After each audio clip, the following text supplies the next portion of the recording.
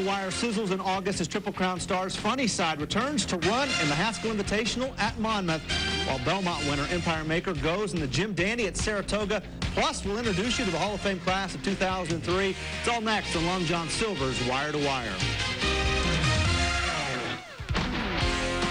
Long John Silver's Wire to Wire, presented by Citgo. Glad you're with us after a huge weekend of racing. Jeff Metters along with Randy Moss, the Haskell and the Jim Dandy. Coming up a little bit later, our co-races of the week. But first, it's the Whitney, a rematch between Volpone and Medaglia d'Oro. Some fireworks in the race and a little bit of trash talking before it all started. We really like the trainer of Volpone, 77-year-old Phil Johnson. He likes to stir the pot every now and then. He keeps things interesting. The morning of the Whitney, quoted in the local paper, is saying that he didn't buy into that Medaglia d'Oro hype. He didn't even think Medaglia d'Oro was the horse to beat. And Bobby Frankel, the trainer of Medaglia d'Oro, was a lot of ego. That's what we like to see. We like to see things get interesting before big races like this. And when they came down to it mid-stretch, guess who was there? Medaglia d'Oro, and chasing him, Volpone. Here's the call, Tom Dirk. Medaglia d'Oro holding on to that lead. Volpone took a bold run at him, but he couldn't get by. Northern Rock is third. Evening Attire, Puzzleman coming on late, went under the wire. It will be Medaglia d'Oro in a gold medal performance. In this case, at least, the hype prevailed. Medaglia d'Oro remaining undefeated this year as a 4-year-old. He's now 3 for 3. The Buyer Speed figure an impressive 114. Start of a big weekend for owner Ed Gann.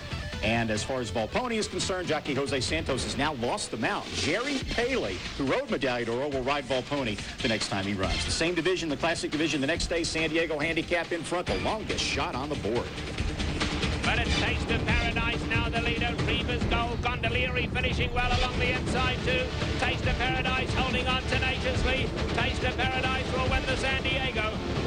Not just the longest shot on the board, by far the longest shot, 37-1. But jockey Victor Espinosa from the outside post aggressively angles Taste of Paradise to the rail. He dropped to the inside, set the pace, fast fractions, and went wire to wire. 76.80 to win. Gondolieri second, Reba's Gold third. John Sadler saddled the winner. Now to the filly and mare turf division. This is Saturday, San Clemente Handicap. Mile on the turf.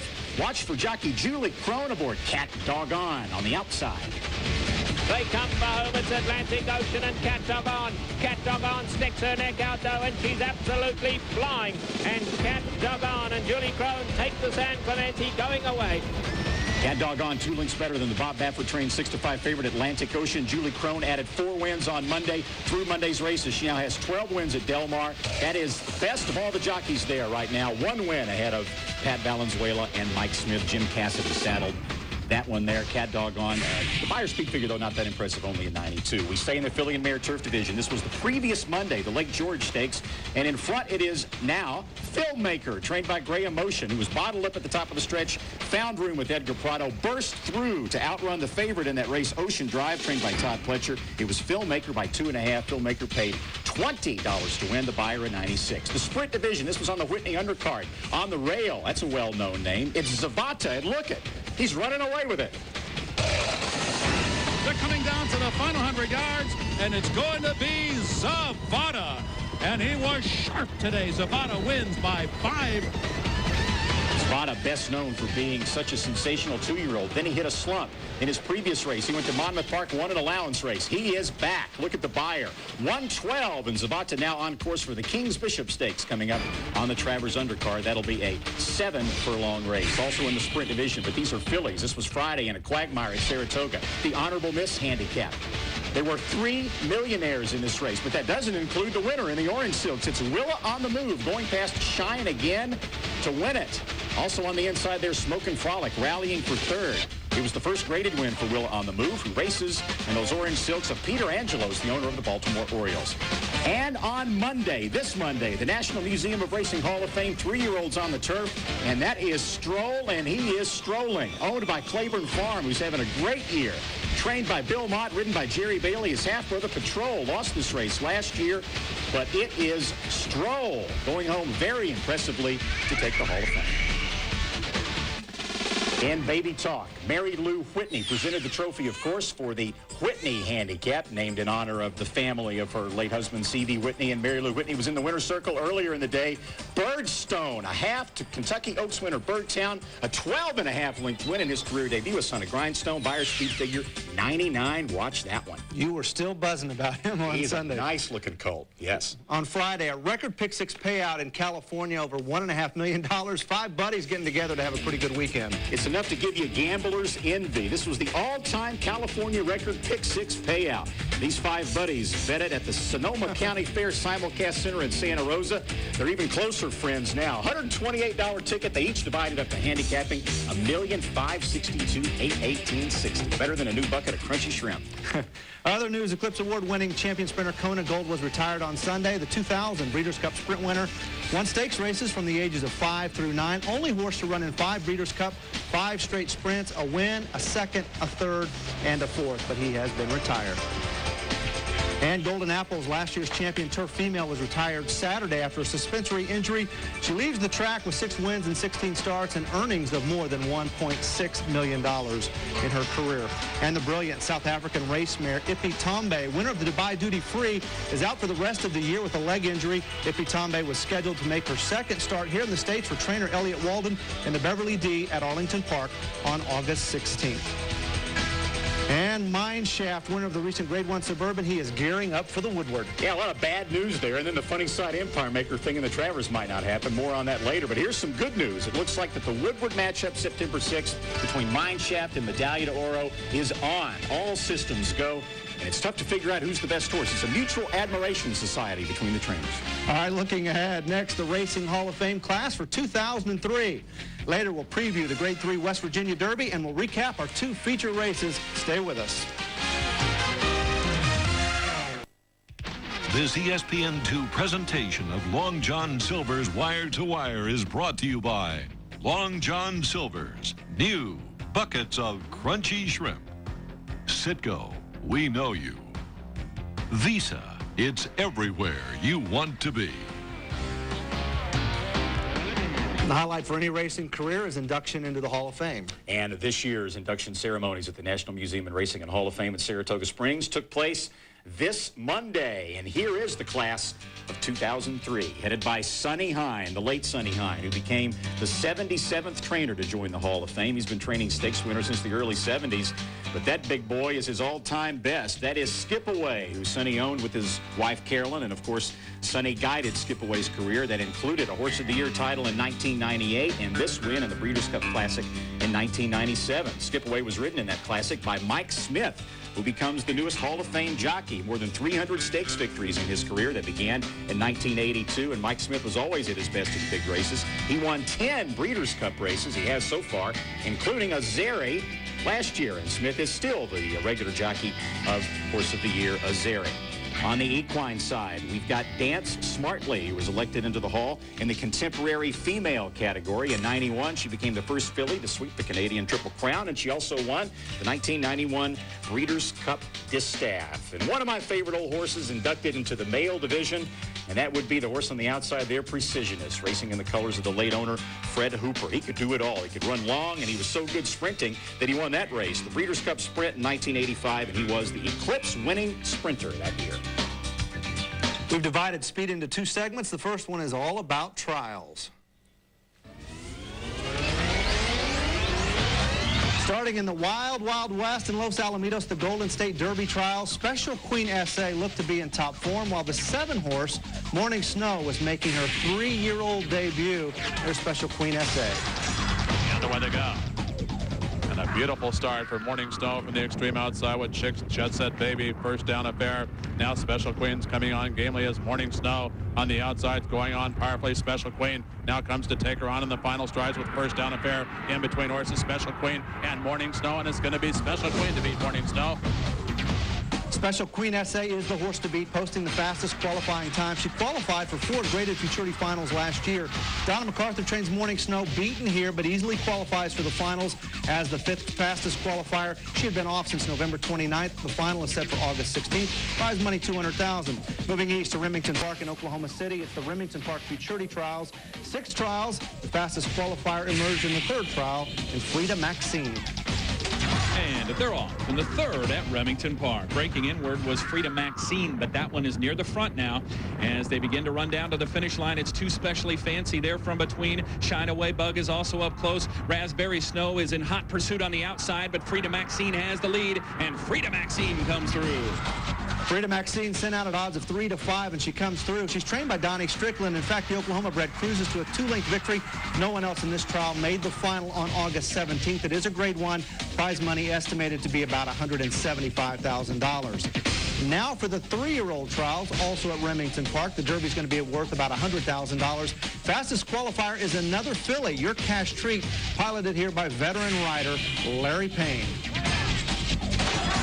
They're off in the nightcap at Remington Park. Your Cash Treat and Dash of Snow exchange a bump as they come away from the gate, but Your Cash Treat shakes that off now and takes over a big lead. Baby's first down, racing in second. To the outside, Dash of Snow is now third. On the far outside, it's Effortless Win. As we come down to the finish, it's Your Cash Treat dominating this field tonight and winning by more than 2 lengths. Your Cash Treat won the Grade 3 Red Earth Handicap on June 29th. She's now won 6 of 10 in her career. Just 3 trials needed here. The final will also be on August 17th, the last day of the Remington Park Mixed Meet. Of course, we'll have the highlights on Wire to Wire. Straight ahead, we'll preview Saturday's $600,000 West Virginia Derby at Mountaineer Racetrack and Gaming Resort. It's the state's richest race. And we'll also look ahead to this weekend's big turf race, the Sword Dancer Invitational.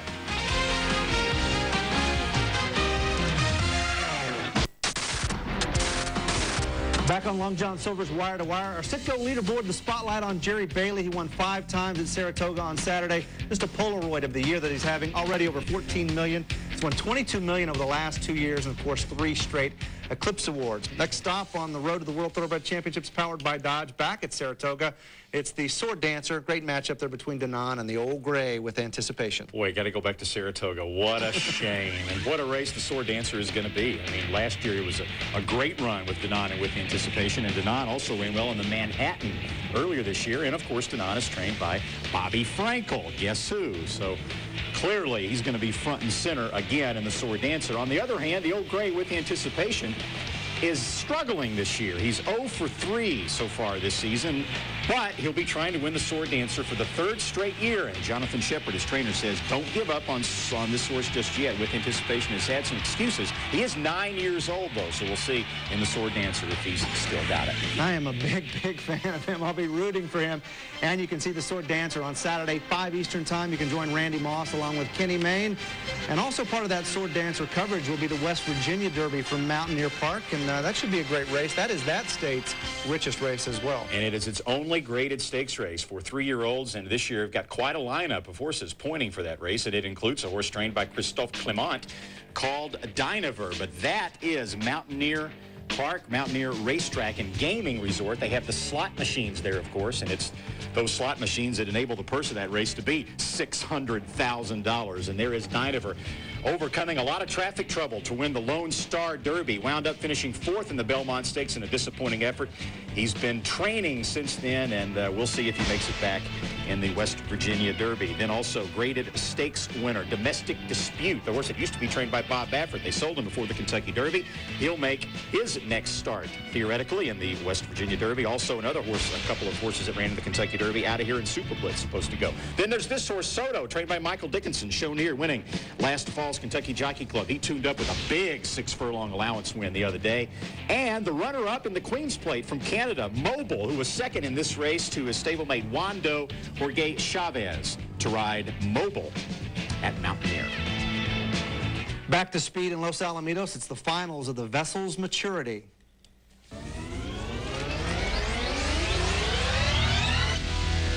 Purse here, $125,000. It is a Grade 1, and it featured the reigning co-world champion, Who's Leaving Who, by the way, is firing on all cylinders, but this was a rough one. And away they go in the Vessel's Maturity. Not a real good start for Who's Leaving Who. First regards, Miami Cartel came away well, and Who's Leaving Who, he's really struggling. He lugged inward. Several horses had to take up, and Sammy's White Check now benefiting by a great trip. Who's Leaving Who has recovered after that early trouble, and here comes the class of Who's Leaving Who in a different class of this field. He becomes a millionaire by taking the Vessel's Maturity.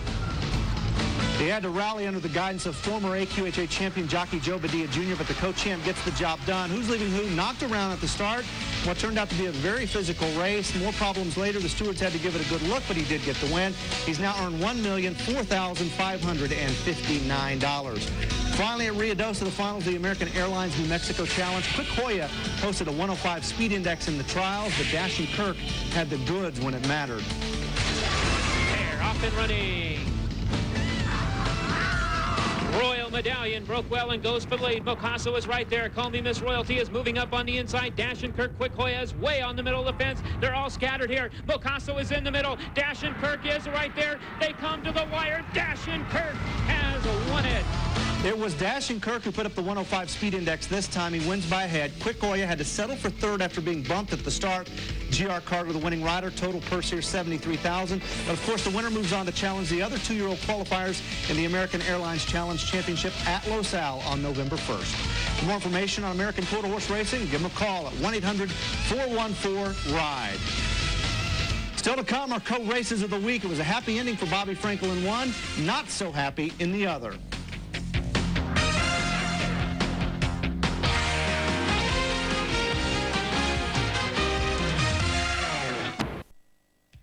This ESPN2 presentation of Long John Silver's Wire to Wire is brought to you by Long John Silver's new buckets of crunchy shrimp.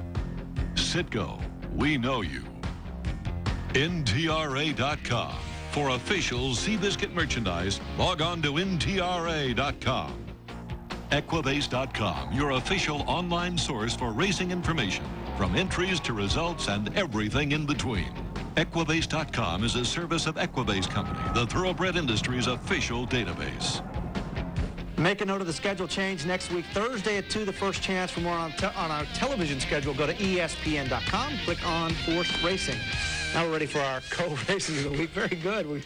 We start with the Haskell. Of course, we know the script, right? It was supposed to be Funny Side winning the Haskell, Empire Maker winning the Jim Dandy, then they meet in the Travers, but this ain't Hollywood. It never seems to work out. Here's Larry Colmus.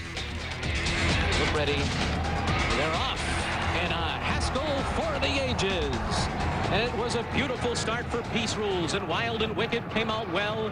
Down toward the inside at Sky Mesa, there goes Excessive Pleasure, and they're followed by Cool Humor, and Funny Side is second last early, about 4 lengths off the lead, and he has 1 horse beaten into the first turn, and that's Max Forever. And it's Peace Rules in front. He's about 2 paths away from the rail, and he ran a quarter in 23 1/5 seconds. And Peace Rules is the front runner of the Haskell over the undefeated Wild and Wicked, who's second by a neck. Excessive Pleasure is third on the outside. Sky Mesa fourth along the rail, and Funny Side is in 5th right now. Jose Santos and Funny Side just outside of the leaders and 5 lengths from the front. Then it is Cool Humor, and on the inside, Max Forever, a half mile in 47 flat, so they're not going all that quickly today. Advantage Peace Rules, and he's heading up the backstretch with a 2-length lead over Excessive Pleasure and Sky Mesa. And these two are a length and a half in front of Wild and Wicked, who's being put to the test right now. Jose Santos still has a good rating hold of Funny Side, but now he's urging him for more. And Funny Side has 6 lengths to make up. He's under a stronger ride, and we have not seen a run yet from Funny Side. In the meanwhile, Peace Rules has opened up 3 at the quarter pole. Sky Mesa is second. To the outside, Wild and Wicked running on gamely. Funny Side comes 4 wide for the stretch drive. He's still 8 lengths off the lead, and Peace Rules comes bounding by the 8th pole with a 3-length advantage over Sky Mesa. Funny Side has been defeated. He's back in 4th. There's no doubt about the winner here. Peace Rules ran giant today. He won in wire-to-wire fashion. A record crowd of more than 50,000 on hand to watch Bobby Frankel get his 17th Grade 1 of the year. Peace Rules avenges 2 straight losses to Funny Side, lost him in the Derby, lost him in the Preakness. Sky Mesa a game second, and his trainer John Ward said he was definitely on the improve. Funny Side did rally for third, but all in all, just a nice piece of riding from that guy, Edgar Prado. Let's see how much I can fit in here. Ready, set, go. Big weekend for Ed Gann, who also won the Whitney with Medaglia de Oro. Excessive Pleasure stumbles leaving the starting gate. That enables Peace Rules to get a clear early lead and control the pace under Edgar Prado. And, of course, you saw the Buyer speed figure 111. Peace Rules ran a huge race. The only way Funnyside was going to beat Peace Rules under this setup was if he returned to his form of the Kentucky Derby or the Preakness. Now, Funnyside broke a little slowly, was shuffled back a little bit, was restrained early, probably needed to be closer to the pace. But that's not all the story. For whatever reason, Funnyside did not run his race. He was a shadow of the horse, really, in the Haskell that we saw in the Triple Crown. You could tell on the backside and at the top of the stretch that Funnyside was going nowhere. Meanwhile, Peace Rules, making his first start since Funnyside drilled him in the Preakness, is just cruising along. Peace Rules had been training brilliantly, a lot better than Funnyside. Now, Funnyside, there he is at the top of the lane, came out of this race with one eye swollen shut, maybe from a dirt clod, also a slight fever. Barclay Tagg said his participation in the Travers is in jeopardy. Meanwhile, Bobby Frankel, who still could change his mind, said he's going to skip the Travers with Peace Rules and run him instead against older horses at Del Mar in the Pacific Classic. That was good. Also on Sunday, but at Saratoga, the Grade 2 Jim Dandy. Here's Tom Durkin with the call. And they're off. And During breaks sharply going after the early lead, but Strong Hope is sent early by Johnny Velasquez, and those two race for the lead as they move for the clubhouse turn. Empire Maker's in between horses, down toward the inside, Tafasile. Nachismo is pumped up today, and he's going on to be fourth. Empire Maker settles back in fifth early, and Congrats will be the early trailer. Moving at a solid pace here early, and it's Strong Hope the leader. Strong Hope 3/4 of a length, During pressing him through a quarter in 23 3/5 seconds. A break of 3 lengths, and Tafasile is running along in third. Nachismo is fourth on the outside. Bailey is unhurried with his Belmont winner. Empire Maker has found a comfort zone about 7 or 8 lengths from the lead. Break of another 2.5 lengths back to Congrats, who trails the field. Running up the backstretch, Strong Hope now lets it out a notch to lead by a length and a half. During second, and Nachismo is moving eagerly on the inside. A solid half of 47 seconds flat. Tafasile moves to join the leaders, 4 lengths back, and Empire Maker has not been given his cue yet. They're at the half-mile pole, and just a nudge there from Jerry Bailey. And Empire Maker's got something to do here. He's 7 lengths behind, but now he's beginning to roll. Around the far turn, Strong Hope in front. Tafasile second on the outside. Empire Maker's coming with a giant run on the outside. He sweeps into third position as the field approaches the top of the stretch. But it's Strong Hope trying to do it wire to wire, and he turns for home in front by 2. Tafasile, Empire Maker sweeping on the outside. He has Strong Hope to catch as they come down to the final furlong. Congrats late bit on the far outside. Strong Hope, a stubborn foe today. He's still there. Empire Maker, Bailey's all over him. He can't get by Strong Hope yet. By the back, Congrats on the outside. They're coming down to the finish. And it is Strong Hope. Final try from Empire Maker. His bid falls a nose short. I thought Frankel had a lock on Sunday. Smart money probably would have been on Empire Maker, but the Empire has fallen. The 1-5 favorite, just missing on the late bid. Todd Pletcher wins his second Jim Dandy. He won in 2000 with Graham Hall. First Jim Dandy for jockey John Velasquez. Strong Hope has now won 5 in a row, 5 of 6 lifetime. This one's going to be a lot easier to explain. Look at that buyer speed figure of 110. Basically, Empire Maker might have been a little too far back early, but the bottom line is Empire Maker pretty much ran his usual race, and he just got outrun. Strong Hope is a very nice horse. There was some question as to whether he would be a 1 1/8 horse, but he was able to hold on. Still, in the Travers Stakes coming up, because of the way Empire Maker closed and because of the fact that the Travers is a 1 1/4, Empire Maker will still be a heavy favorite over Strong Hope that day. This has been a presentation of ESPN, the worldwide leader in sports. For more, log on to ESPN.com. Cup and the